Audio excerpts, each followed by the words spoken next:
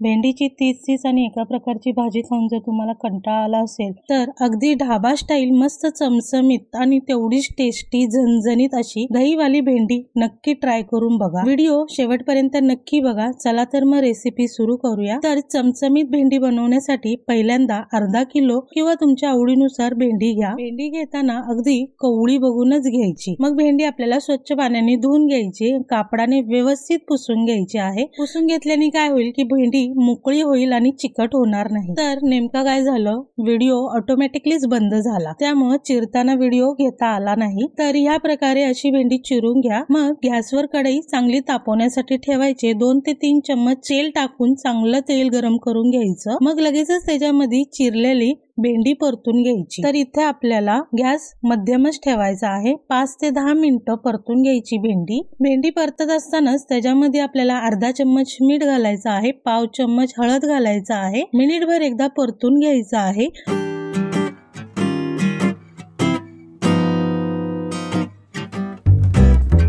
मग लगेचच एका प्लेटमध्ये आपल्याला हे काढून घ्यायचं आहे। भेंडी मसाल्यासाठी मसाला तयार करून घ्यायचा आहे। साधारण आपल्याला अर्धी वाटी दही घ्यायचं आहे। लक्षात ठेवायचं आहे दही जास्त आंबट घ्यायचं नाही।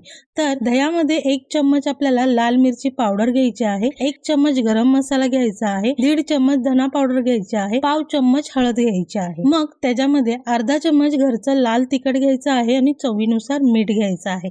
लक्षात ठेवायचं भेंडी भाजताना सुद्धा आपण मीठ घेतलेलं आहे। भाजीनुसार मिठाचं प्रमाण कमी जास्त करू शकता। तर हे सगळं मिश्रण आपल्याला एकजीव मिक्स करून घ्यायचं आहे। मग पुन्हा गॅसवरती आपल्याला कढई चांगली तापवून घ्यायची आहे। त्याच्यामध्ये आपल्याला कम से कम 2 चम्मच आपल्याला तेल सुद्धा गरम करून घ्यायचं आहे। मग लगेचच त्याच्यामध्ये 2 तेजपत्ता घालायचा आहे, 1 चम्मच जिरं घालायचं आहे, लगेचच बारीक चिरलेले 2 ते 3 हिरव्या मिरच्या घालायचा आहे। 2 मिनिटं परतून घ्यायचं आहे। मग लगेचच त्याच्यामध्ये मध्यम 2 मीडियम आकाराचे कांदे बारीक चिरून घेतलेले आहेत, ते घालून साधारण 5 ते 10 मिनिटं किंवा गुलाबी रंग येऊपर्यंत परतून घ्यायचा आहे। मग त्याच्यामध्ये जो मसाला आपण तयार केलेला होता तो घालून घ्यायचा आहे आणि साधारण 2 मिनिटं परतून घ्यायचा आहे। मग झाकण ठेवायचं आहे आणि मसाल्याला चांगली वाफ काढून घ्यायची। साधारण 10 मिनिटं झालेले आहेत, आपला मसाला चांगला परतून झालेला आहे। मग त्याच्यामध्ये आपण जी परतलेली भेंडी आहे ना ती घालायची आहे। मग त्याला चांगला मिनिटभर एकजीव करून घ्यायचं आहे, जेणेकरून मसाला सगळ्या भेंडीला एकसारखा लागला जाईल। आता एकजीव करून झालेला आहे। साधारण 2 ते 3 चम्मच मी इथे पाणी घालत आहे। पुन्हा